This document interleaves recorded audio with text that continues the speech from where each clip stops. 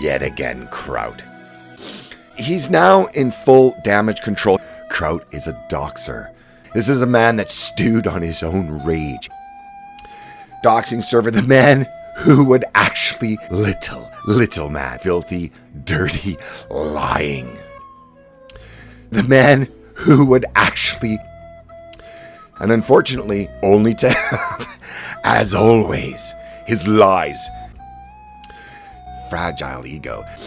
Kraut is a liar. Littler and littler and littler by the day. Kraut is obviously not a good person. You, like Mundane Matt, have become a snickering joke of the internet.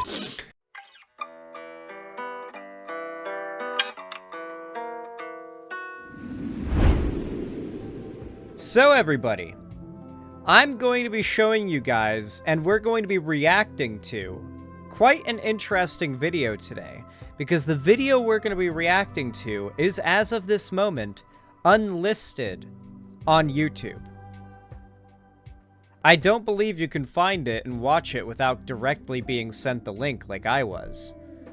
This video was made by someone who used to be, like, who we used to not have a bridge built with here on the channel, who I assumed for a long time didn't think too positively of me, but recently we had a conversation on stream and have since completely built a nice bridge, and I have very positive opinions of him. I think he's a cool guy. Kraut, from, well, originally Kraut and T, but now just Kraut. And you see, back in the day, you know, years ago, Kraut used to make reactionary content, you know, bordering on reactionary. It was like anti-SJW shit back when it really started to get popular. He pretty early on started to notice the amount of Nazi shit that started to, you know, sprout up in that community and didn't like it. Removed himself from the community, started to speak out against it, and that made him public enemy #1. Now, these days, he doesn't really get into drama. It's sort of a rule he's established for himself, and I very much respect that. Like, setting the rule that you are not going to shit-talk other people, no matter how tempting it is, no matter how wrong they are, because you just don't, drama's just not healthy for you, so you are not going to break that self-imposed rule.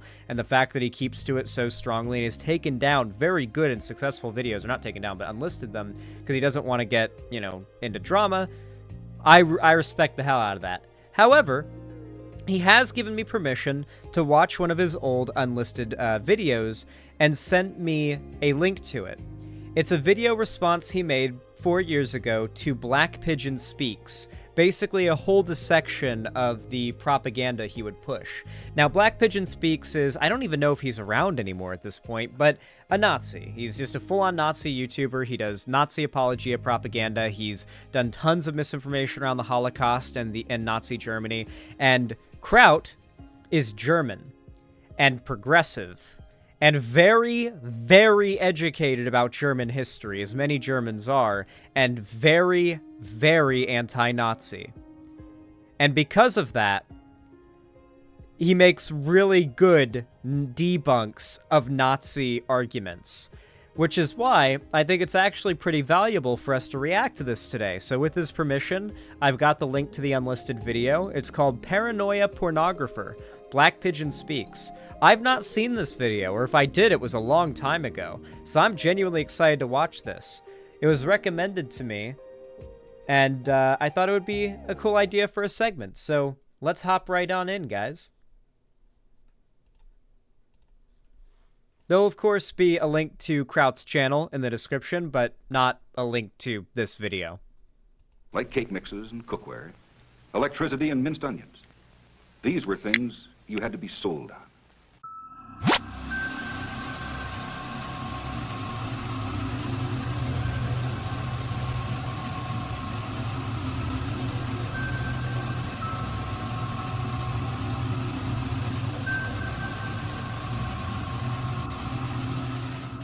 Okay.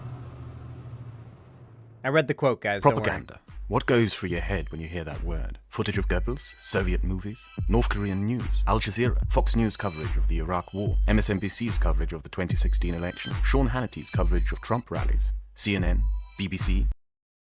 By definition, propaganda is any, like, media or art made to push an agenda. Propaganda is not a dirty word, like inherently. It's the context that makes it a dirty word or a bad thing, right? Like, my video is by definition leftist propaganda. By definition, it's just good propaganda instead of bad propaganda like right-wing propaganda. It's just a word for media meant to, like, enforce your values and spread it to more people. That's what propaganda is. I am propaganda. I am propaganda the person. I guess all of you said yes to one of these, which really just shows one thing. All media that attempts to convey a message and tries to guide you into a political position, or to get you to buy a product, is propaganda. Prior to the Second World War, propaganda is just what we called media. It got its negative connotation from the war, and specifically from those who used it. There are many aspects to propaganda, many forms, shapes, ideas, and concepts, but there is one thing most associated with it that will be the centerpiece of this video: dishonesty. We all associate dishonesty with propaganda. That you are being lied to. And realizing that you have been lied to is a deeply uncomfortable experience. People tend to react emotionally and consequently irrational. And the past decades have been a time for... It's been, like, literally unanimously proven by psychologists, and even ex-con men and scammers have come out to do TED Talks to talk about how the best way to brainwash people to join cults or to scam them into making bad decisions was to tell them that what they already knew to be true was propaganda. And they'd already been brainwashed, and that only they were going to be able to provide them with the truth. Right-wing propagandists basically follow that structure to a T with all their content. Which truths that we saw as granted have been revealed to be lies. Both our political leadership and press have throughout recent years failed to keep up a standard of honesty. And it was on the internet where the main profiteers of an establishment failure are to be found. People who felt lied to or lied about ran in droves to those who proclaimed to be honest and different from those who had lied to them. A great amount of the credibility held by several alternative news outlets and personalities on YouTube and other platforms is built upon the promise of honesty, or at the very least, the perception that they may be honest. However, also on the assumption of honesty by those who view them. And that assumption, that attitude of good faith in the honesty of someone with an agenda, is in my opinion one of the most ridiculous aspects of human behavior out there. Because it is Can I just say, Kraut has a very pleasant voice to listen to. It's a very pleasant, like, narration voice. It reminds me a little bit of Lemino, the Swedish guy who makes the really good documentaries, but back in the day when I originally started watching him would make the top 10 videos. His top 10 facts about space videos were so fucking kino back in the day. Like, Lemino's current content, top tier, but I'm an OG Lemino fan from back when he was making top 10 shit, and when he was top 10 memes. That was his old name, by the way, top 10 memes. Reminds me a bit of that. Just very ASMR voice. Kino? Kino means good. It's internet zoomer speak for top tier or good. Like peak. that assumption that those in position of authority won't lie to us, which drives us into outrage when we are being lied to, but also drives us directly into the arms of those who lie to us and count on us not questioning their lies. This series of videos will be about people who profited from the lies of others and positioned themselves as the honest apostles of truth. We starting with the evil Black Pigeon burb. Speaks is a right-wing commentary and news channel, whose videos mainly stand out due to their flashy graphics and the The older... That's... I know it's only been 4 years, but YouTube's already changed the layout of like, the website so much that just looking at this, like, the recommended channels are on the right side. The search bar isn't in the middle. It's not too different, but there's still differences there, and it's crazy whenever you see YouTube, like a screenshot of YouTube's homepage or a YouTube channel from like 4 years ago, 5 years ago, and it's like, damn, it has changed a lot just in that time. But I'm really nostalgic for 2011 YouTube when big enough channels could get their own background banners. Dude, I've said it before, and I'll say it again. YouTube, what happened to this? Why can't we have nice things anymore? This is the degree to which you could customize your homepage for your YouTube channel at one point. Back in my day, back when I was a kid. Full on, it almost was like you were building your own website once they clicked on your YouTube channel. Like, I feel like we lose so much more, like, freedom to do things for the sake of ease of access with the internet, and it just kind of sucks. I miss when you could do more shit. Use of well-made animation. Like, stuff broke a lot more back in the day and was a lot less functional, but there was just so much more you could do. Now the basic fundamental functions of things are more consistent and guaranteed, but we've lost a lot more variety of what you can do. And it's hard to say which was better. My nostalgia lends me to believe that the variety of the old days was better, but yeah. I miss online browser games. That was something that did not need to go. Oh my god, Zan actually watched the video I sent him. Let's go. Yeah, Cherry, I'm watching it. And a distinctive style. His videos often cover the topics of the supposed decline of Western civilization taking place in Europe and North America, brought on by secularism, liberalism, and immigration, as well as some supposed sinister force trying to guide and disrupt our societies from the shadows. There is, however, something that I would encourage you to do concerning his videos.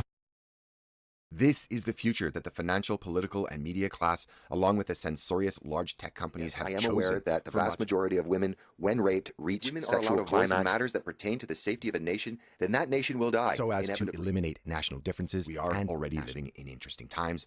They're just about to get a whole lot more interesting.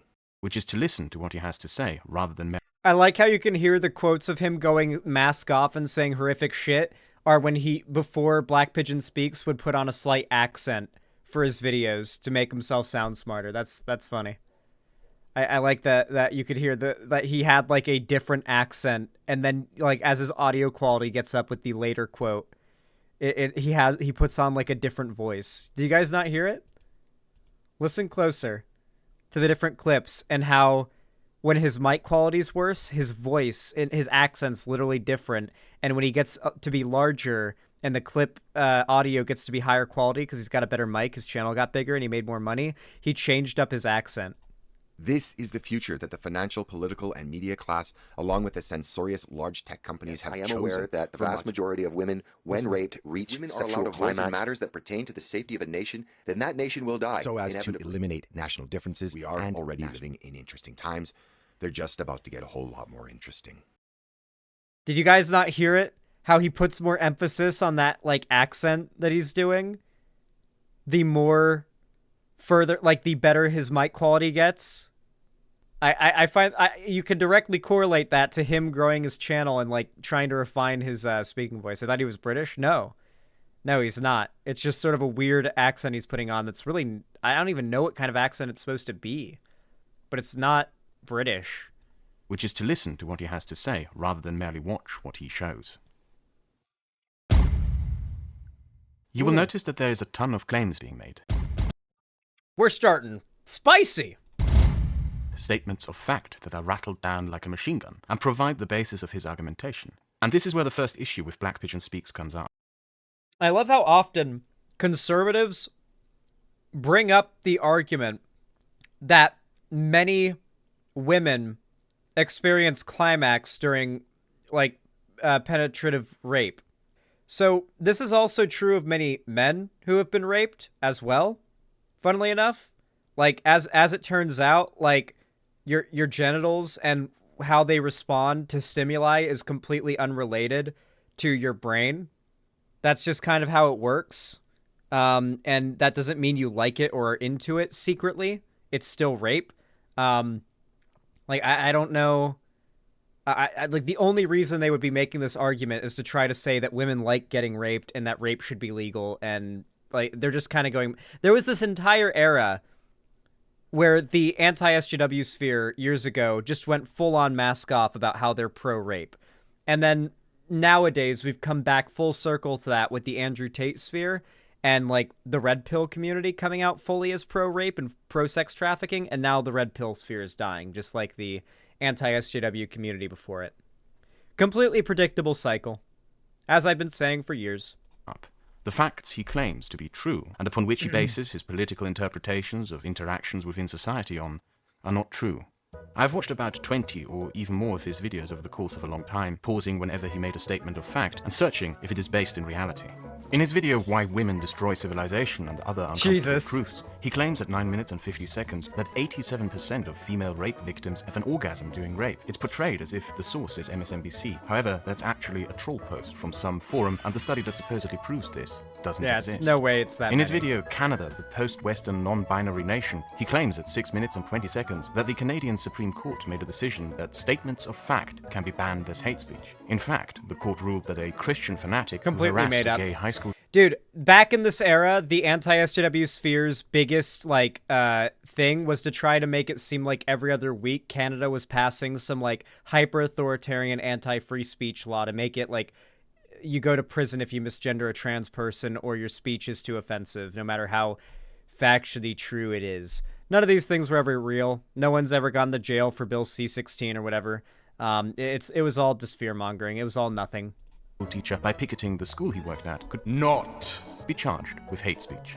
In CNN is losing the meme war. At 1 minute and 20 seconds, he claims universities only produce graduates with gender studies, sociology, and other worthless degrees. However, a search through the data provided by the National Center of Education Statistics in the United States will show you that the majority of graduates from US colleges and universities graduate with degrees in business, medical fields, and law. That kind of reminds me. You guys always send me this recommendation to cover a channel called Clownfish TV. I've looked at them a couple times, and they're really boring, chud. Let's cover the media that's currently being called woke and hated right now and dunk on it, but not in the same overt way that most right-wing chud channels do.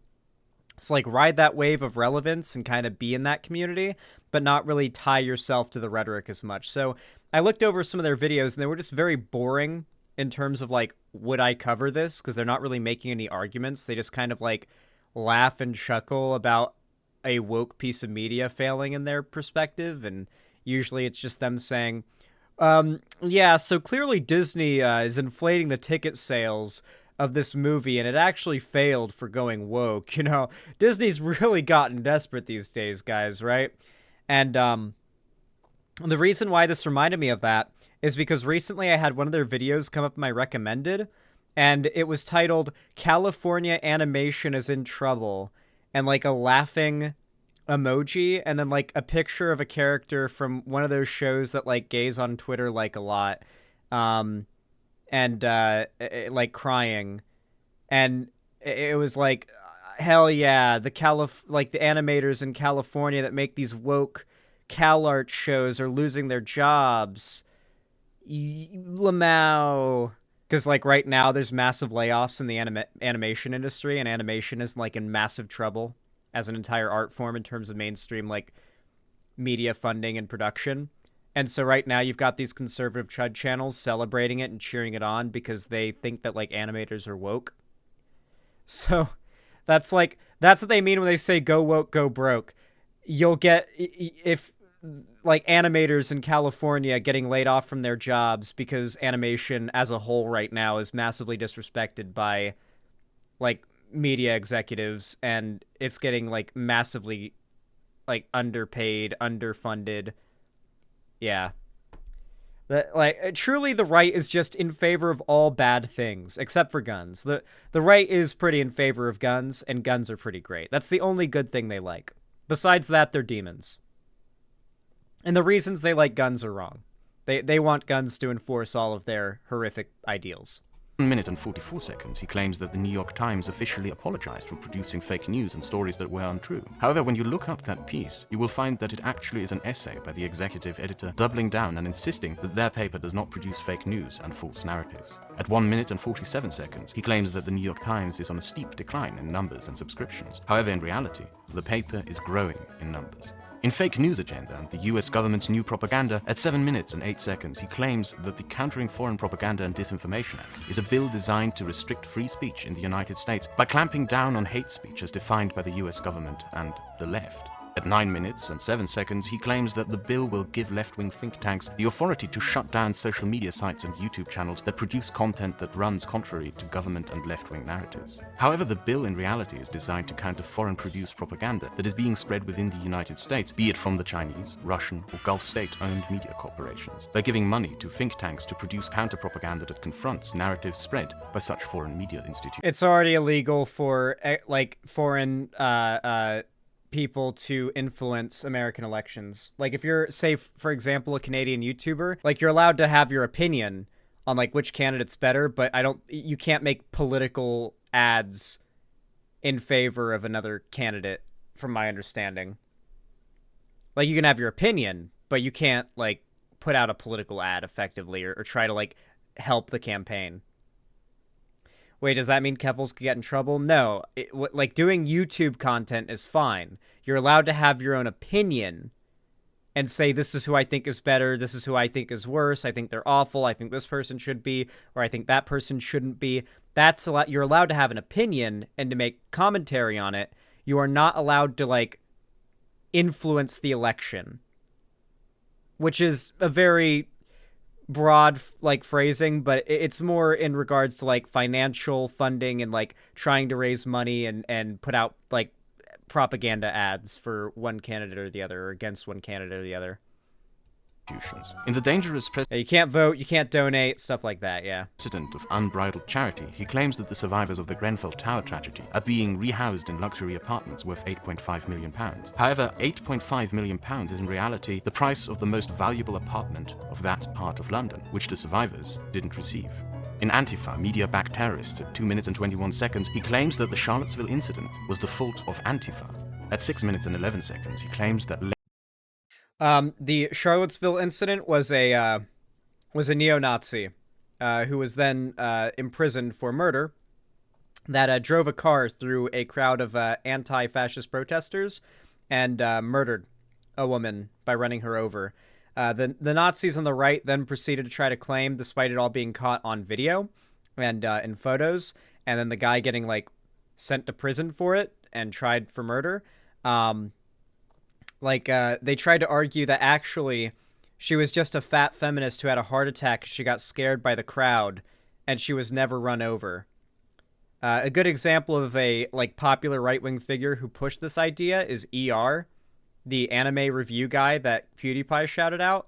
In that very Death Note video, the review video he did, famously he did a little bit about how if the way of death that you wrote in the Death Note was impossible, and the person would just die of a heart attack, and then shows footage of the Charlottesville rally with the car driving through the crowd, and cuts out before it shows Heather Heyer being struck. The reality of it is, while the official cause of death on her papers, I believe, was heart attack, it was because she went into cardiac arrest after being hit by the car. She was admitted into the ER. They tried to provide life-saving care, but in the end, cardiac arrest was the thing that caused her heart to stop and for her to be dead. So the official cause of death wasn't considered car accident. So they tried to use that as, like, evidence that she wasn't hit, but it was on video. Like, yeah. Didn't Richard Spencer also have a meltdown over that rally? Yeah.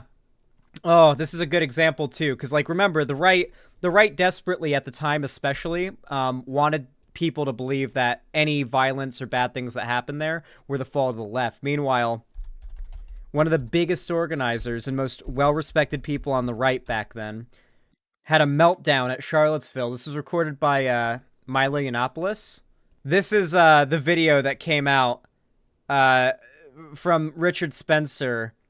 This audio comes from Charlottesville after the events took place, recorded by Milo Yiannopoulos secretly.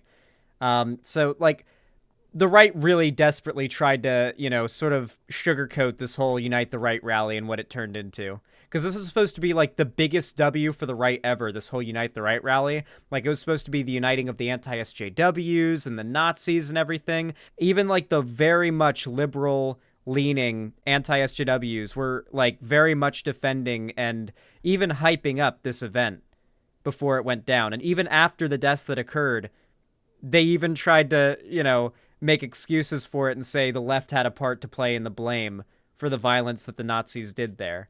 So it was very much a, it was supposed to be, like, the big uniting of the anti-SJWs, the alt-right, the Nazis, that, you know, none of them believed were Nazis, supposedly. Yeah, it was supposed to be all of them coming together to defeat the SJWs, and then it all fell apart because, obviously. We are coming back here like a fucking 100 times. I am so mad. I am so fucking mad at these people. They don't do this to fucking me. We're gonna fucking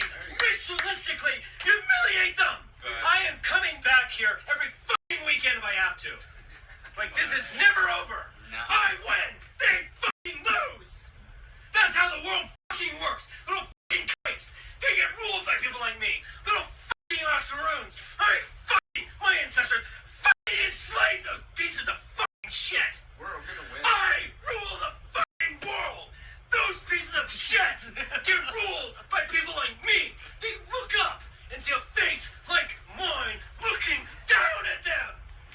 That's how the fucking world works. We are gonna destroy this fucking town. Lord. Man, the right was really desperate to sugarcoat that entire event and everything that came from it. Leftist Kurdish militia members who fight against ISIS and are holding and posing with an Antifa flag are in fact ISIS fighters. At 6 Minutes he claims there is a massive media campaign to support a violent Antifa group. However, there is no media support of the fundraiser he cites, or at least as far as I have yet to see. And that group barely raised $176. In the video, Britain abolishes itself. At 4 minutes and 2 seconds, he claims that the homicide rate of London has overtaken the homicide rate of New York. In reality, the homicide rates in both cities are declining. The homicide rate in New York is, however, declining faster than the homicide rate of London. And this COVID caused a spike in the homicide rate and crime rates everywhere, including New York, but especially in big cities, so obviously that resulted in a pretty big spike since this video, but still, since then it's also been back down on its downturn. Crime has been pretty consistently dropping for a while now, and that'll be the case, though quite slowly, as long as the general quality of life goes up due to general human technological advancement. But if you really want to stop crime, the two biggest ways to do it are more access to mental health treatment and mental health care, and just basically eliminating the need, like eliminating poverty. Like, we're the richest country in the world. We don't need to have homelessness. That doesn't need to be a thing. There doesn't need to be poverty. There doesn't need to be people living off of food stamps that aren't allowed to get a hot meal with their food stamps because we have to make sure the poor people have shitty food because they aren't allowed to have a nice hot meal. They have to microwave something. Like, it's just yeah, we don't like poor people here. And if we decided that maybe poor people deserved as much like right to live as everybody else, then we'd probably see quite a lot less crime. Quite a lot less. Maybe just a bit. This video provides a very good example of how the distortion of reality by Black Pigeon Speaks creates narratives that sound compelling to a viewer, are however completely untrue. At 2 minutes and 3 seconds, he claims a senior British Conservative figure made a statement that Britain was turning into a one-party state due to a change in demographics. Throughout the video, he keeps mentioning this elusive Tory politician, at 5 minutes 19 seconds referencing him as Lord Cooper Windrush, and at 5 minutes 47 seconds references that he is talking about a Windrush scandal. The problem is that as much as it may be compelling as a right-wing narrative to have a conservative politician named Windrush get into trouble for arguing over the supposed threat to democracy through changing demographics in what became known as a Windrush scandal, the entire story doesn't make any sense. Lord Cooper Windrush is a former member of the SDP who went to work for the Tory party as a pollster for David Cameron. We couldn't find any evidence of him ever saying what Black Pigeon Speaks claims he said. And the Windrush scandal? It was a scandal about the Windrush migrants, who are immigrants predominantly from Jamaica, the Bahamas, and other former British colonies in the Caribbean that came to Britain in the 1950s. The British authorities failed to properly process them in the 1950s, and therefore right-wing propagandists rely very heavily on just being able to say stuff, just make shit up. And then, like, who the fact checks the YouTube video they're watching at 3 a.m. in the background while they play a video game? Like, who tabs out of the video game to go, like, open up Google and fact check the YouTube video? Not most conservative audience viewers. They just take it all at face value. They never even think whether or not this story is being lied in regards to, or whether or not facts are being misrepresented or facts are being made up. And they go on with their day, just maybe even filing those made-up facts and statistics away as completely true and valid and validated in their minds. And that's what, to this day, right-wing content creators rely extremely heavily on.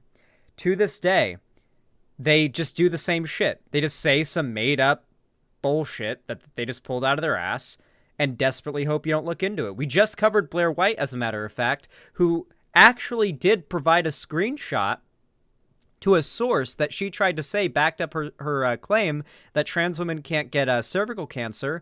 But then we looked at that source and saw she deliberately edited it to make it so that it wouldn't show the next paragraph below in her screenshot where it says if a trans woman has gotten bottom surgery, she can get cervical cancer and needs to get checked just like cis women. A dangerous lie she spreads simply to back up her own narrative to an already agreeing audience and people who are susceptible to agreeing that will never go to that website and fact check it. Only me, as far as I know, has called her out for this. And it's because these people rely so heavily on it being a pain in the ass to fact-check their lies. Simple as that. Several who had lived in the United Kingdom for up to 60 years had been wrongfully imprisoned and even deported. Cooper Windrush merely briefly got into hot water for calling communities that don't vote Conservative hostile. The Windrush scandal is merely given as an example of what kind of Tory failures can make communities hostile towards the Conservatives. Black Pigeon speaks lies almost constantly every few minutes in his videos, and too often to merely be unintentional, as he builds his political narratives, interpretations, and predictions on the foundation of these untruths. Untruths that help substantially in forming the political narratives he wishes you to believe, of a corrupt and declining media controlled by conspiratorial influences, pending doom through demographic change brought upon the Western world by a conspiracy, or just small statements and little factoids that supposedly provide a core of evidence for his claims, which, however, turn out to be untrue. All of this leads us to an important aspect about what he does. It is easy not to question what is presented in flashy animations. It's all shiny and well polished. This sleek presentation easily entices to watch and be seduced into merely listening with asking few questions, if any at all. There is something curious but also scary about this. Through the repeated lying, omitting of fact, and consequent creation of narratives not founded or constrained by reality, Black Pigeon Speaks has created an alternative reality. Mob rule aristocratic class and replace our overlords with the mercantile. There are It's one of the biggest concerns I have about the internet. The internet has, and the age of, like, Gen Z growing up on the internet, never before have humans ever been as able to never leave their house. Especially with COVID making so many jobs remote, never has there been more people staying home and not leaving their house for very long periods of time. And that rate is only going to go up. There's, like, humanity as a whole is only going to get more and more neat. And I don't mean N-E-A-T, I mean N-E-E-T. The rate of male virginity is a good example of this. Like, just a lot of younger guys in Gen Z, like under 30, are just spending a lot of time at home. Not even going out and meeting people, making friends, building connections, and certainly not having sex. It's a big attributing factor to the massive drop in like sexual activity within men under 30. A lot of it is that Gen Z's spending a lot of time on the internet, at home, not going outside. The rate of, and I'm part of this statistic, the rate of not having a driver's license among Gen Z is astronomically high. A lot of Gen Z, even well into their 20s, just like me, do not have driver's licenses and don't drive. Because you can get everything you need delivered. Or you can walk, or take an Uber, or take public transportation, or carpool. Now, many of these things are positive. I think it's good that a lot of Gen Z doesn't like cars and is, finding other alternatives to transportation. It will probably lend to a lot more changes in city planning to make it more walkable and open to public transportation. I like that kind of stuff. That'll probably have pretty positive impacts. However, it's very clear that one of the most unanimous cultural touchstones of Gen Z is its loneliness and its attachment to the internet, and the fact that Gen Z people spend all their times in their phones and their computers at home, and I do the same shit. I'm not claiming I'm above this, for days at a time, without even, like, going outside to breathe fresh air or meet new people. That is not how humanity has been for a very, very long time. This is a very recent phenomenon, and it's only getting to be more exacerbated. COVID did a lot to ramp that up. And the fact that the internet is going to become more and more and more and more and more and more of people's lives with each passing year, and the internet's tendency to allow people to exist in a little bubble, a little echo chamber where they're only surrounded by people that believe what they believe, think that they are perfectly fine the way they are, and, back up the opinions they have. It really worries me how much selective reality, as I've kind of called it for, that's how I refer to it. I made this term up. Selective reality, like how much more popular it's going to get. Anti-vaxxers, flat earthers, people who believe the earth is hollow, people who want to believe that, like, there's lizard people controlling everything. I feel like a lot of this is just going to be exacerbated by the fact that people's lives are going to be on the internet. You may think it takes some level of, like, pre-existing mental illness or something to become a flat earther, but it doesn't. There are a lot of completely mentally sane, well-thinking people out there that are unironically flat earthers. And it's because they fell in with a community that brainwashed them, and they're, you know, they think too highly of the people that lie to them. Some people just think too highly of other people, and it makes them susceptible to getting lied to and getting brainwashed. And that really worries me, because Gen Z is also notoriously unworldly. A lot of time spent at home means not a lot of life experience, which means not a lot of experience dealing with manipulators, scammers, and like people trying to fuck you over. And yeah, those people exist online with like scam emails and whatnot, but it's very different than like real life interaction with real people. And that, I feel like that interaction and that world experience is really important to recognize it online too. And a lot of these people are not well versed enough in, you know, how to protect yourself from being lied to or manipulated to not fall for this shit. These online propagandist figures like Black Pigeon Speaks, or nowadays the Andrew Tates of the world. Many that celebrate the population replacement currently going on in Germany and around our life that are calculated to bring about their physical and cultural destruction. Destruction of national sovereignty. All Western nations simultaneously for all of the world to come to replace their population on state handouts.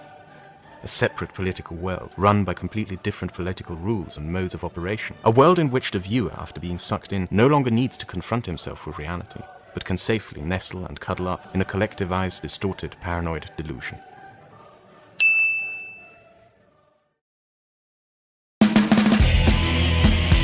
Canada!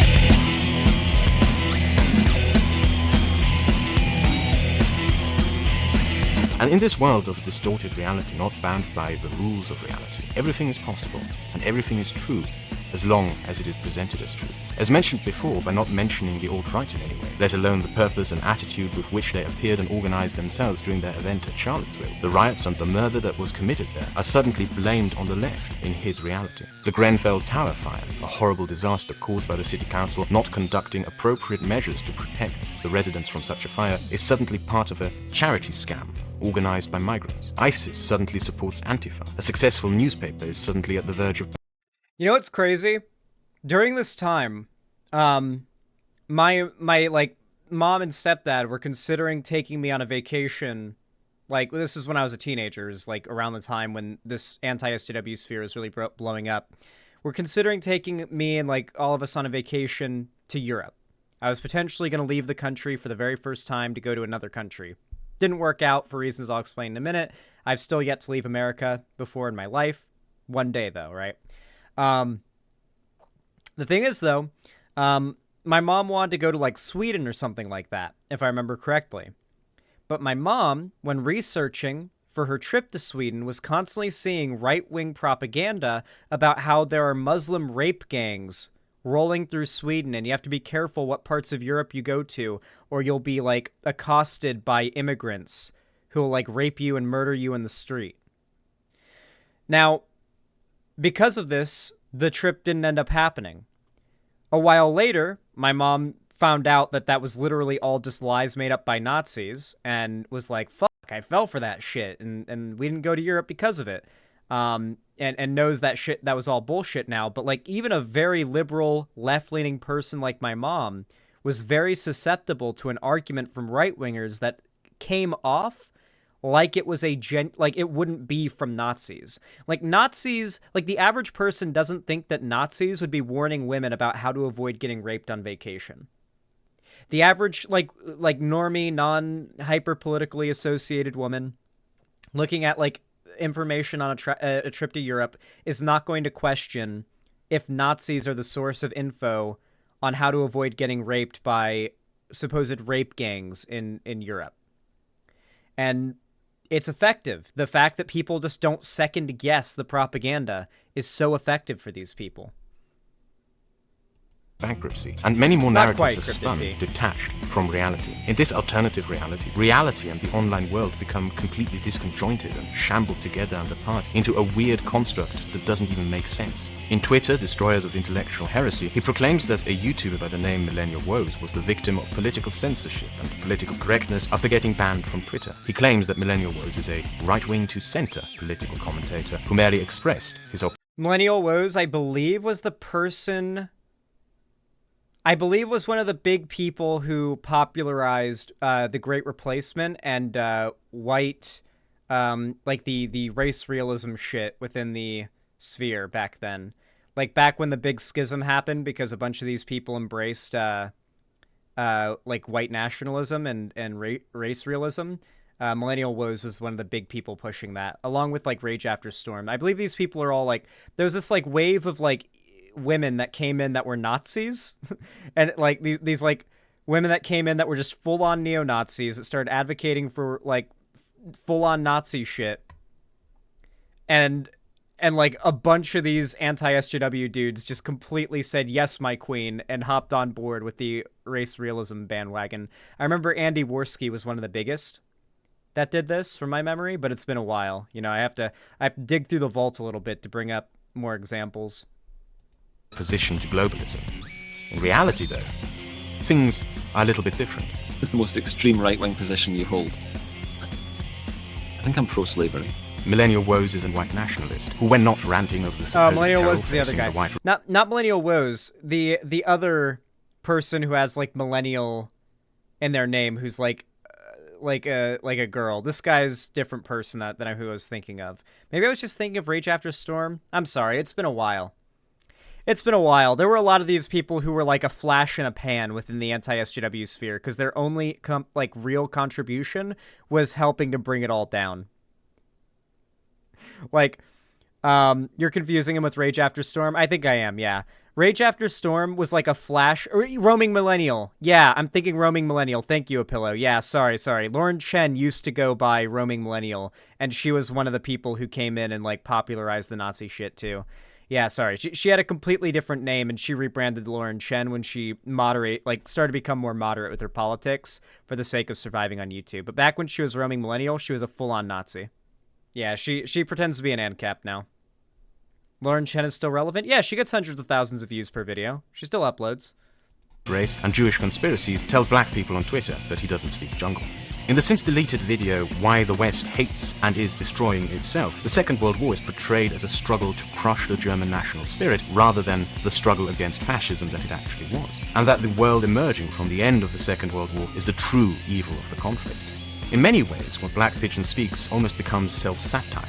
In a video titled The Endgame, Why the West is Lost, a dramatic title that hypes up expectations of a horrendous threat to society, the video proclaims that a crazy woman who had a sex change for her dog, bug-chasing creeps, and Miley Cyrus performances are causing a collapse of Western civilization. Take a step back and look at this from a real-world lens. Okay. Let's assume that this lady actually got sexual reassignment surgery for her dog.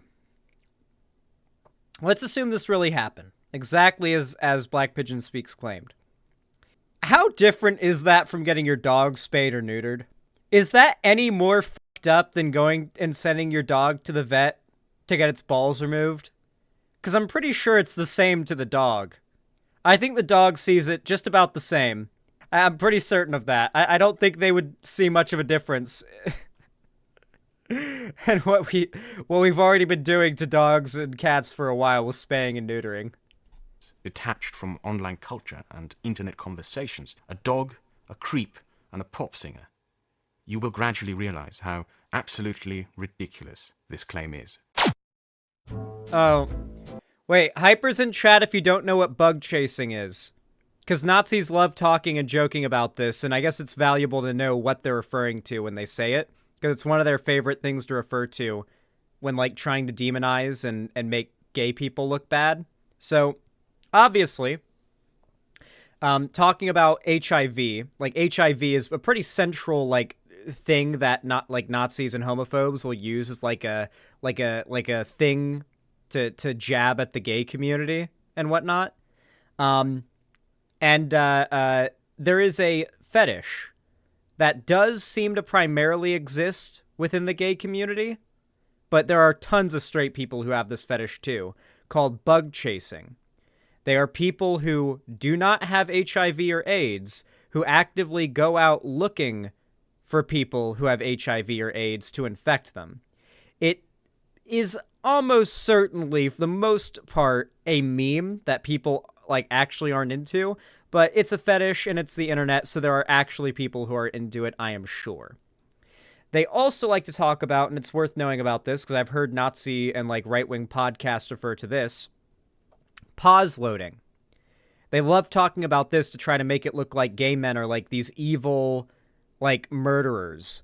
Pause loading is a possibly made up fetish where supposedly gay men with HIV or AIDS go out to pause, POS loading, go out and try to infect other men who don't have HIV or AIDS with it by giving them a positive load, as it's referred to.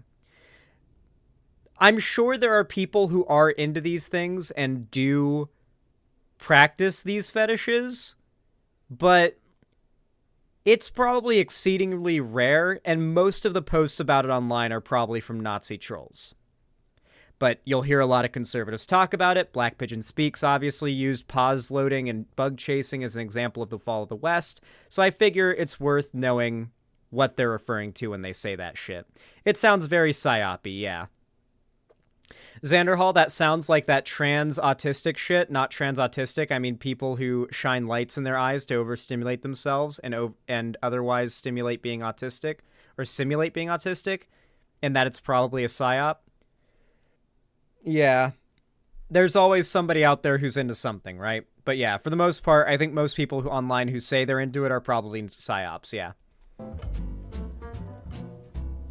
I believe Black Pigeon Speaks is aware that he has created an alternative reality, which he must protect. One of the reasons I believe this to be the case is the footage he uses for his flashy animations. When talking about migrants, he shows images of menacing, rioting Africans. He takes special care of which demeanor the people he speaks negatively of display in comparison to those he speaks positively of. But far more telling is that whenever he shows a supposed news article, he blurs it, thereby making it just readable, with the exception of the small print. He doesn't always list them in the description, and you don't see if it is a reputable publication. That's the point. It's really hard to find what article one of these YouTubers is referring to if they don't link it and they just show the title. You guys have watched my videos and responses and seen when, like, say PragerU tries to use a snippet of an article, and I know they're lying about what they're referring to, but it's super hard to find the original one, and I have to basically look through every similar title, because there'll be a bunch with the same title that aren't the same article, until I find one that's identical to the one that the screenshot they used, and then I can read that, and sure enough, they lied. But yeah, part of that is to make it even harder to find the source they're pulling from, so it's harder to prove they're lying and knowingly lying. Blair White did it too.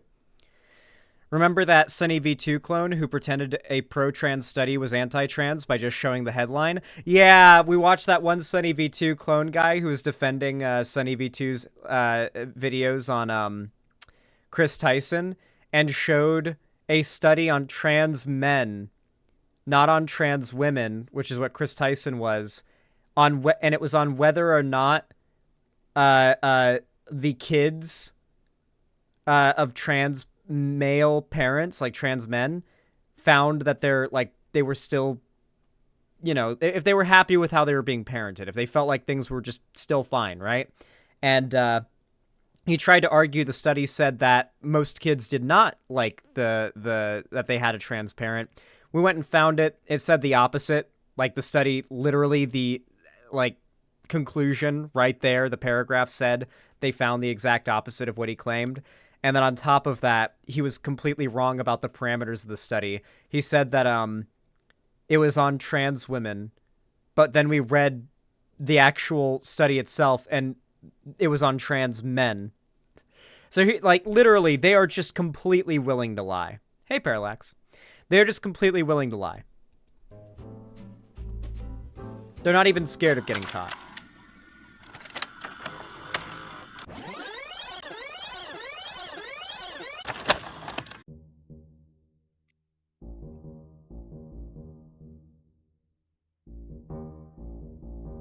However, that parallel reality created has in itself more to it than you think, and is not just a mere bubble. There's a science to what Black Pigeon does, an explanation, a method. In an experiment conducted by Craig Anderson in 1980, two groups of people were separated into two different lecture rooms and given false information. They were told that... Oh, I love this f***ing study. Okay, maybe I'm wrong, but I think it's been redone and peer-reviewed more recently with the same result. But, my understanding, what I'd been told of at least maybe similar, or it's the same one, but it was represented to me. But like, my understanding was they got a big group of people, two groups of people, and they put them into movie theaters and had them watch a documentary. The first group of people, the control group, watched a true, 100% true World War II documentary. The information in it was true and correct and all that stuff. And the next group was told, you are going to watch a documentary, a World War II documentary, filled with false information. Most of the stuff you learn from this is going to be a complete lie, down to dates, names, all that stuff, numbers, you can't trust this documentary. Just know that. But you're still going to have to watch it, and at the end, we're going to test you. And at the end of every list of answers you could answer, there's going to be an answer saying, I don't know. If you don't think that you have the correct answer to a question, you can just answer, I don't know. And if you were not given, and that is the correct answer if you genuinely don't know. Thing is, though, overwhelmingly, the group that went in and watched the documentary that they were told was filled with false info still answered the test using the false info they learned from the movie. Many of them forgot they learned it from the movie they were told, the documentary they told was false, and still answered the questions in the test with that info. This test has been apparently peer-reviewed many times. This experiment, people can be told the info they're about to learn is false, and then have it presented to them by the person who's presenting it, and then still subconsciously adapt that info to their knowledge set without even realizing it. They were part of an experiment and then given two different lectures. One was being told that people who are high risk takers tend to be better firefighters. The other group was told that people who are risk adverse make better firefighters. The groups were then asked to find explanations and a theory for why this is the case. After the participants... Oh, this must be a different experiment. I'm talking about something else. Had created and presented their theories, they were informed that the information they were given at the start was untrue, and that this entire event was just an experiment maybe it is the same. that had now come to its conclusion. But in fact, the experiment was not over, and the researchers kept observing. What happened next was that the participants continued to defend their theories and explanation models for the false information. Basically, a different experiment proving the exact same outcome. That's crazy. I described a different experiment that proved the same outcome that this different experiment that's somewhat similar Kraut just described. It's wild how multiple different experiments continuously peer-reviewed can continuously prove this very strong similarity the vast majority of people have in their psychology, in that we'll just choose to believe something even if we deep down know it's not true. If it's more convenient, we'll believe it. And if we're told that it's wrong, unanimously by an authoritative figure even, we'll still defend our own theory. Many people just aren't that, dedicated to the truth as they claim to be. That they had received, despite being informed that the information was false. Black Pigeon Speaks provides narratives in his videos, and these narratives are untrue, but often also incomplete. The previous mentioned videos, Why the West Hates and is Destroying Itself, and The Dangerous Precedent of Unbridled Charity, are two great examples of that. He produces incomplete assertions based on untruths. He never directly says that the world would be better off if the Nazis had won the Second World War, and never directly says that the Grenfell Tower fire is a scam. That changed later on after this video. I'm pretty sure nowadays this dude literally makes videos about the Great Replacement and talks about how non-white immigration is destroying the white race. I think he's been banned since, but yeah, this guy eventually went full mask off, and this was back before he'd taken the mask off. All these people eventually like reveal their true colors and come crumbling down spectacularly. That's my favorite thing about the cycle of the resurgence and desurgence of right-wing propaganda online. But the audience is guided into this conclusion. The previously mentioned experiment showed that we tend to hold on to beliefs and conclusions that are demonstrably false and untrue as long as we rationalize them ourselves. As long as we think up and construct theories explaining certain things to ourselves, it doesn't matter how demonstrably wrong they are. We tend to cling on to them in something psychologists call belief perseverance. This is something easily exploitable and often used in modern marketing. Ways to make you think, methods by which to make you rationalize through your own thought process that you need to buy and consume. Belief perseverance is what keeps so many of you guys in chat who say that you're too socially anxious to make friends or talk to strangers from doing it. Every time I talk to you guys about how one of the best ways you can destroy your social anxiety, as in like melt it away into nothing and become a social butterfly, is to literally just smile, wave, and say howdy, or hello, or good morning, or good afternoon, or good evening to people, complete strangers you pass in the street, or in public, or at the store. Sometimes it's awkward just pass someone silently. I think it's awkward to see someone walking towards you on the sidewalk and you just avert your eyes because it's too awkward to look at each other. It's too awkward to acknowledge that another person's going by, but you, like, it's so weird, right? Just say howdy or good afternoon. That's what I do. And once you've done that like 400, 500 times, you start to realize none of these random strangers will ever remember you again. And if they ever do see you again, chances are they're going to remember you as that friendly person who said hi to them once and went on with their day, and will probably smile and say hi to you next time they see you if they recognize you. There's really no negative side effect to this, but there's still so many people in my chat that say, no, I'm too anxious, I've got this, I've got that, and make excuses for why somehow they're so special that all the advice that has worked for everybody in the history of ever to make more friends and become more social wouldn't work for them. It's completely illogical. They know it's illogical deep down, but they're trying to preserve this belief that they are especially incapable. I do this too when it comes to my performance in video games. I'll do like a competitive game and I'll get real down on myself for performing poorly, and I'll start to say I just inherently suck at gaming and can't get better at it. And like in the moment I deep down know it's not true, but it's my way of coping to myself that like there's nothing I can do to have done better in that situation. It's wrong and it's belief perseverance, but it's wrong. It just is. And a lot of you guys do it. I do it. Everybody does it. And it's something you got to fight against. A lot of people tie their emotions to what they believe and allow it to overrun their logical thinking. Vibes are a powerful thing, yeah. I love socializing despite being fucked up by PTSD. That's good to hear. A certain product. And Black Pigeon Speaks expertly takes advantage of this by creating and being part of a parallel reality, the members and consumers of which are enticed to join into coming to their own conclusions by themselves. Made all the more evident by how he fills his videos with questions and suggestions to make you come to your own conclusions on the basis of the falsehoods he just presented. Does any of this sound familiar to you? The issue is whether or not there is a layer of these employees whose ambitions exceed... Wise man, I wonder why nobody is listening to him now. Talk. Which way, British man? And without action, the sun is setting on everything Western people have inherited, including freedom of thought, conscience, and speech.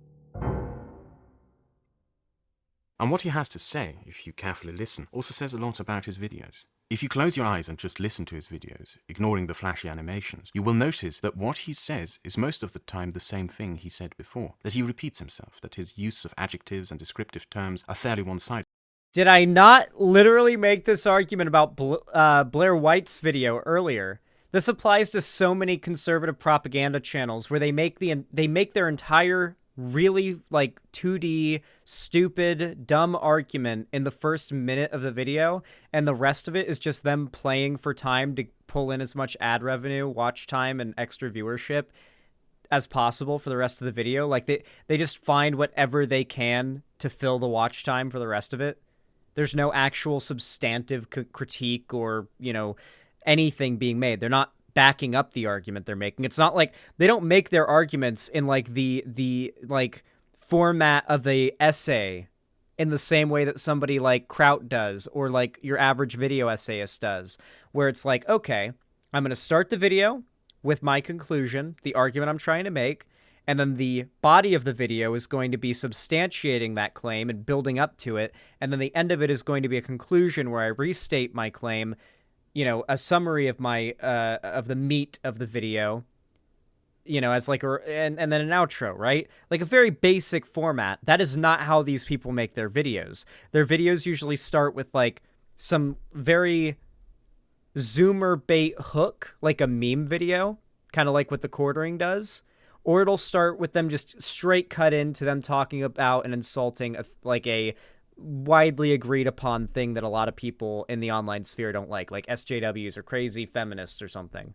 And from there, it's literally just them repeating the same shit over and over again and trying to buy for as much time as they can to get as much ad revenue as they can, mid-rolls and what have you. So yeah, I've noticed that as a constant pattern in these channels. But there is also something else that will stand. You can watch the first minute of most of these people's videos and have watched all of it. That tends to be how it goes. That to you as it did to me. You will notice a distinctive change in language and tone between certain videos, that the spoken words and sentence structure of some videos doesn't match with others. And when you download the subtitles of those videos and check them with a plagiarism checker, you will notice why. The contents of his videos are sometimes not his. The Amerimex future of the United States is in large parts verbatim taken from an article by Samuel P. Huntington. The U.S. was created in the 17th and 18th centuries by settlers who were overwhelmingly white British Protestants. Their values, institutions, and culture provided the foundation for and shaped the development of the United States up to the present day. And this is still a big thing today, where a lot of the channels that just make like supposed edutainment content are literally just word for word reading off Wikipedia or random articles they found. Like, they don't even write their own script. They just read an article and then publish it as their own video. Whoops. Like, this is how brazen these people are. They genuinely do not expect you to even Google a word of their video to find that they just ripped it from like an article and are just reading it verbatim, or they're completely lying about a stat they're pulling from. I don't know. the large majority of Americans see creed as a crucial part of their national identity. The American creed can be recognized by its distinct Anglo-Protestant culture, which includes the rule of law, the right of dissent, individualism, the English language, and the Protestant work ethic. While contributions from other European groups that added and modified the social fabric, think spaghetti and St. Patrick's Day, for example, the fundamental core that attracted millions with the opportunity and freedom it made possible remained. But the U.S. looks unlikely to duplicate previous successes, and without any change in course, a united country with a single language and culture is slowly changing into a country of two peoples, two cultures, and two languages. One Anglo, the other Hispanic. One English, the other Spanish. Contemporary immigration from Latin America and Mexico specifically differs from past immigration due to a combination of several factors, including contiguity, scale. Dude, I love America. And I love living in progressive cities. Because yesterday, I had Popeye's fried chicken delivered to me by a DoorDash driver. I talked to him for a little bit after he delivered my food. I tend to strike up, like, for just a little bit, unless they seem like they're in a hurry and want to get out of there, a brief, like, polite conversation whenever, like, a delivery driver brings me my food. Just something to lighten up their day, just something nice and polite, you know, let them know that I hope they drive safe and have a good one, stuff like that as they leave. And the guy who delivered my Popeye's fried chicken was a first-generation Japanese immigrant. This is why I love America, okay? This is why I love America, and I would never have it any other way. This is the type of melting pot shit I'm here for. Illegality, regional concentration, persistence, and historical precedents. No other immigrant group in U.S. history has asserted or could assert historical territorial claims of U.S. territory. Mexicans and Mexican Americans can and do. Oh shit, at 29 raiders from Niena.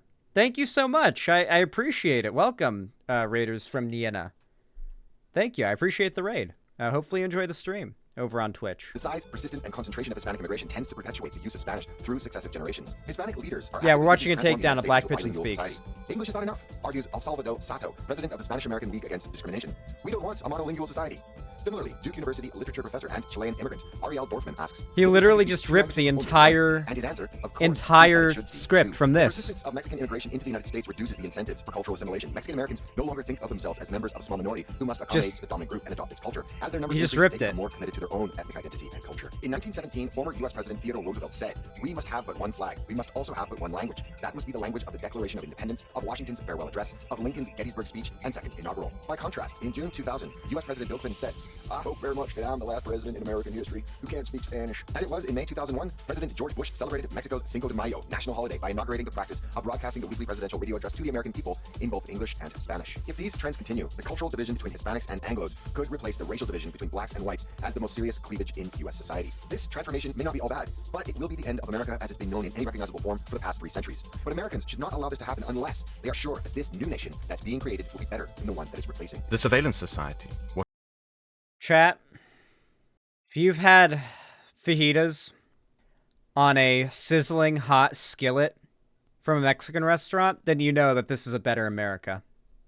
It's a better America. Yeah, I like the very much the casual usage of the term blacks in that article there. Just, you know, very, very interesting that that's the term they use. You know, just, you know, interesting.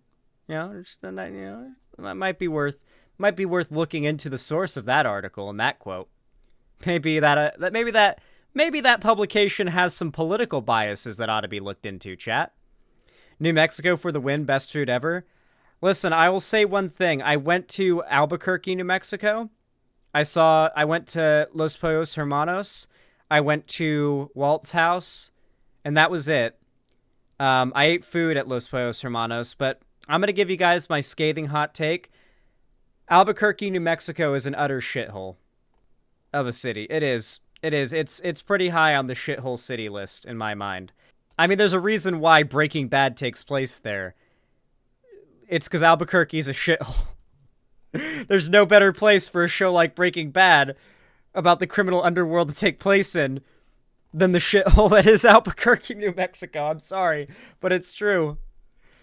I live in Las Cruces. I agree on ABQ, though. You'd know well, because you're not far from Albuquerque. You've been there, no doubt, many times. You know how much of a shithole it is. Dude, so much of Albuquerque is just dirt.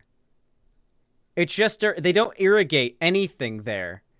That alone contributes so much to the fact that everything's just dust. I can't tell what's supposed to look nice and what's supposed to look not nice, like in a normal city, because everything's dusty, because nothing's irrigated. What it means to you is in large parts verbatim taken from various different publications, from the online privacy advocate and blogger Robin Bertie, from a Huffington Post article written by Leila Ravis, from a Guardian article written by Alex Preston, and from a Nigerian tech blogger. And we are already self-censoring. A 2013 survey of U.S. writers found that after the revelations of the NSA's mass surveillance regime, 1 in 6 had avoided writing on topics they thought would subject them to surveillance, and a further 1 in 6 had seriously considered doing so. We've come to fear how our words, opinions, and beliefs may negatively affect our lives if they are misinterpreted or considered unpopular by the masses. Whether a joke is misconstrued or a political position deemed controversial, we have seen the negative effects this sharing can have on individuals' lives, and we've become frightened to share. What is the result of this? We've begun to eliminate the most powerful thing about sharing platforms. We've stopped using them for meaningful social debate because we don't want to risk our livelihoods on what we believe in. Many of us have become either weak or bipolar, strong and boisterous when our passions are ignited about the meaningless, or weak, perhaps even silent, when it comes to our deeper, more meaningful convictions. If it's not well favored by the masses, we just may shrink. Maybe it's that we understand very clearly the transaction. The internet is free and we wish to keep it that way, so corporations have worked out how to make money out of something we are willing to give them in return, our privacy. We have traded our privacy for the wealth of information the web delivers to us, the convenience of online shopping, and the global village of social media. Remaining unrecognizable and keeping conversations private online is immensely important. It's not just an issue for civil libertarians. Online privacy is crucial for crime victims, whistleblowers, dissidents, and anyone who would like their private matters to stay private. It doesn't matter if you have nothing to hide. Privacy is a right granted to individuals that underpins the freedom of expression, association, and assembly, all of which are essential for a free, democratic society. As California goes, so goes the nation is partially verbatim taken from an article in American Greatness written by Spencer P. Morrison. For decades, the adage went, as California goes, so goes the nation. Oh my god, it's just... We're just going down a list of videos that Black Pigeon Speaks made that are literally just him ripping the entire script from an article without saying or crediting it and pretending like he wrote the script and it's him just making an original video. So just like countless examples of straight up plagiarism, because it's all about money. These people are all about the money. Now, it's a stark warning. If California was an independent nation, it would be the 17th most unequal country in the world, just between Honduras and Guatemala. In comparison to the social democracies California attempts to ape, Canada, for example, is the 111th. And and Norway the 153rd most unequal countries, that is, out of the 176 countries surveyed. First, it being You've got to say something pretty deranged about California to make me defend it, dude. Like, apparently you can't get rounds for, like, shooting at the range in California. Correct me if I'm wrong, because, like, I didn't, like, buy anything for shooting when I was in California. Not really the best place to get into it, frankly. Can you buy, like, rounds in California? Because my understanding is you can't. Yeah. Listen, California's got some problems, in my opinion. All right, I have some pretty strong opinions on California's laws. Incentivizes poverty by rewarding the poor with government handouts that are at times more lucrative and more valuable than what could be obtained by employment. Second, welfare states are expensive. This means higher taxes and therefore slower economic growth and fewer job opportunities for everyone. Come to Brazil, like please. Like Germany, like the UK, like the Netherlands, One California day. as a welfare state is a magnet for the poor. Whether through domestic migration or foreign immigration, poor people flock to places with generous welfare benefits. Of course, this makes perfect sense from those that seek welfare handouts. It makes absolutely none from the point of view of a taxpayer. Why Women Destroy Civilizations and Other Uncomfortable Truths is partially verbatim taken from an article written by Bob Burkett in Ethica Politica. And That is a very obvious Nazi site. the sexual restraint they I can just tell by the name. That is a Nazi site. observed. Unwin's impetus for the project was to test the Freudian theory that civilizational progress. You know what this reminds me of? This reminds me of that that little segment we'd have at the end of every No Bullshit video called Booba Time.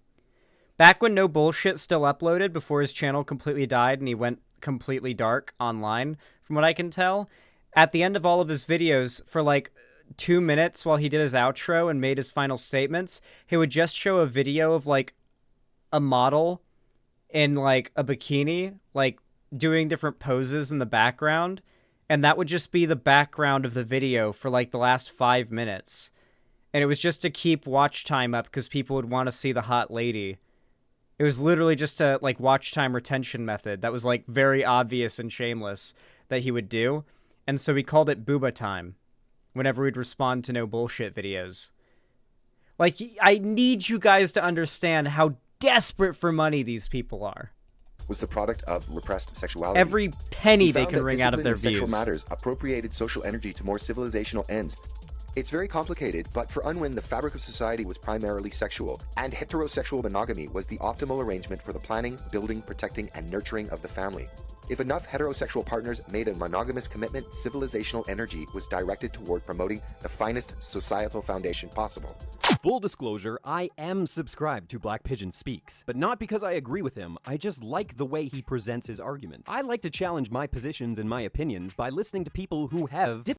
That was that clip from Armoured Skeptic perfectly encapsulates the way that like the lib types would defend the Nazis in the anti-SJW sphere. I know this is Armoured Skeptic, and like he was never all that like left-leaning to the public, but he always put himself forward as like a centrist moderate. This is how they responded to Nazis in their community. Foundation possible. Full disclosure, I am subscribed to Black Pigeon Speaks, but not because I agree with him. I just like the way he presents his arguments. I like to challenge my positions and my opinions by listening to people who have different opinions and different positions.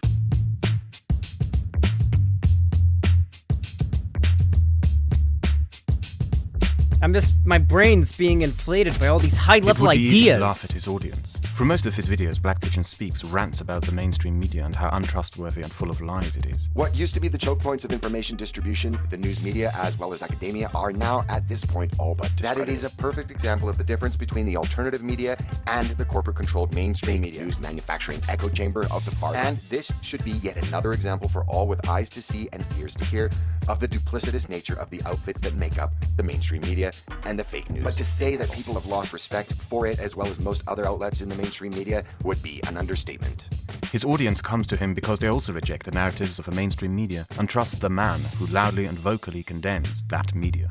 And he then sells them that very media in form of stolen goods that he ripped from the very mainstream media, which he claims to be dishonest. And people click and pay him for it. Because something looks shiny, it's easy to see his audience like moths into a glaring light. All of this sounds like a joke, almost like a plot to an amazing satire piece. But instead, take a step back.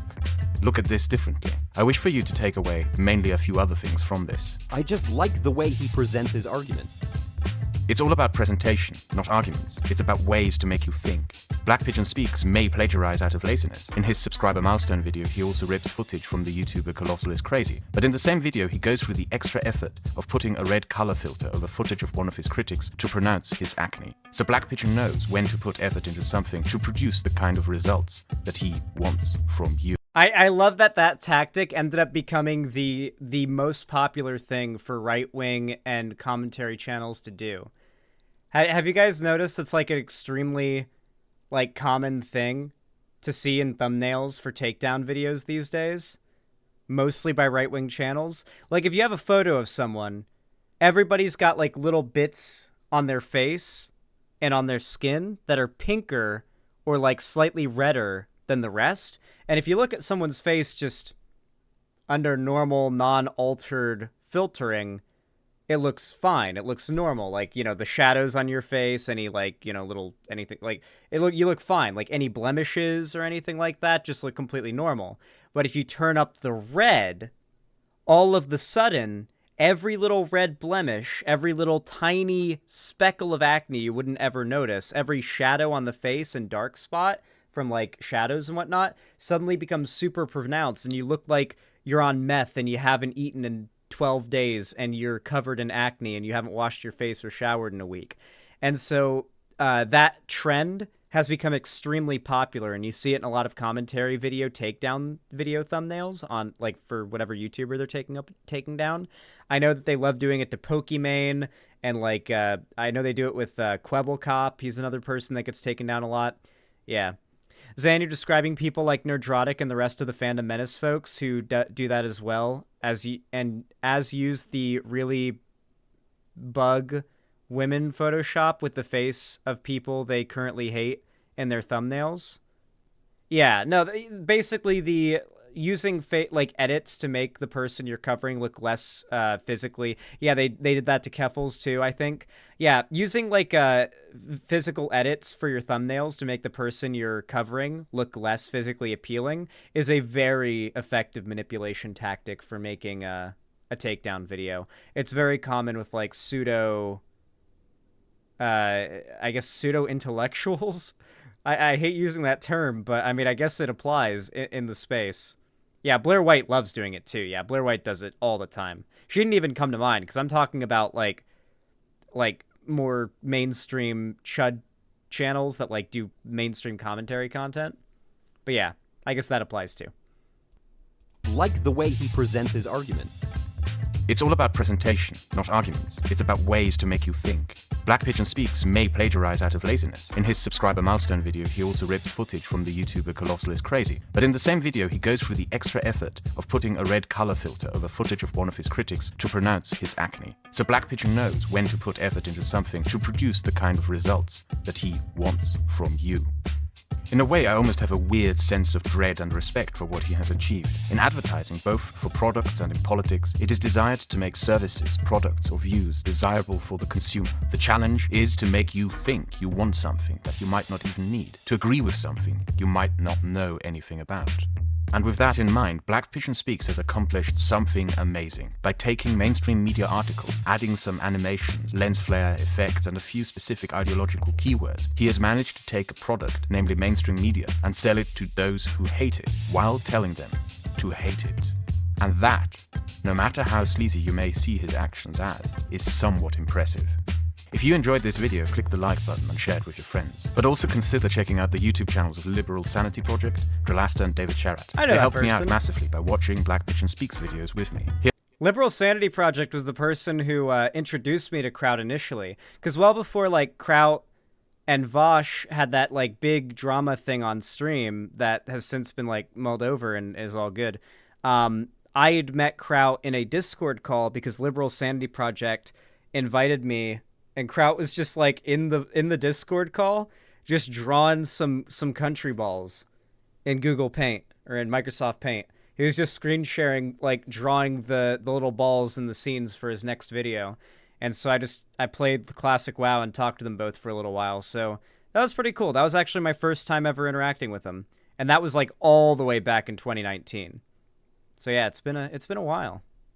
But yeah, I really like I really like Kraut. He's a cool guy. There'll be a link to his channel down below in the description. This video is, of course, unlisted, though I've been given permission to watch it on stream. You know, I think it's really good. I think it's really good, and I do still respect the pact of no drama that was taken by Kraut, and that's why he's unlisted it, is because he doesn't want to start shit. No matter how correct he is, he doesn't want to get involved with drama, because it's not really good for anyone, and he recognizes that.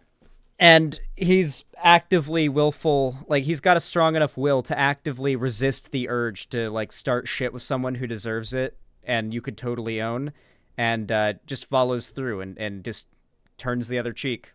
And I respect the fuck out of that. Yeah, and he's been attacked so vitriolically. It's insane. He got so much shit from the right. Cherry sent me this and said, are you going to look at the response from Black Pigeon Speaks to Kraut's video? All right, Cherry sent me this link. Let's see it. Yet again, Kraut. He's now in full damage control. Kraut is a doxer. This is a man that stewed on his own rage. Doxing server, the man who would actually little man, filthy, dirty, lying. The man who would actually, and unfortunately, only to have, as always, his lies. Fragile ego. Kraut is a liar. Littler and littler and littler by the day. Kraut is obviously not a good person. You, like Mundane Matt, have become a snickering joke of the internet. I love the little piece of snot coming off the beak. Little piece of bird beak snot is so funny. Yeah, he goes from American accent, like Canadian accent, to like Scottish accent, just back and forth. It's really weird. Anyway, as I was saying though, I guess this is like a compilation of like him crying about Kraut. That you actually get a little bit of a piece of the way that the right tried to take down Kraut for speaking out against the Nazi sphere, and like the Nazi influence rising up. They tried to accuse him of having a doxing server. This has since been like pretty strongly debunked, so it's not really like a claim that goes around anymore. But that, like, their response was to try to claim that he was a doxer. And you know why they tried to claim he was a doxer? Because the rules, quote unquote, they're not really rules that they follow or anything, but they present it like this is the rules that they follow to try to make themselves look better.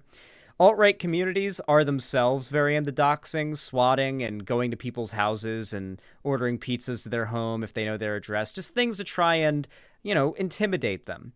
The thing is, though, a lot of these spheres try to claim they don't do that without the person who, you know, it's done to really deserving it, such as doing it themselves, such as getting involved with doxing. And their claim that Kraut was involved with doxing was literally just them trying to pre-justify their future attempts to dox him. Because following that, they would proceed to harass him and his family in real life using doxed information for, like, years. I had Kraut on stream to talk about it, and I feel you should probably watch that segment to hear in more detail from himself, like, what they did, but it was pretty fucked up stuff. It was pretty awful. And these people genuinely want to protect their best interests, and when someone gets into their sphere of content creation, well-meaning, hoping to genuinely advocate for beliefs they hold, realizes that that is not the intent of this sphere and speaks out against it, they will destroy you. They will try to destroy you with every resource they have. But it didn't work on Kraut, and I couldn't be happier.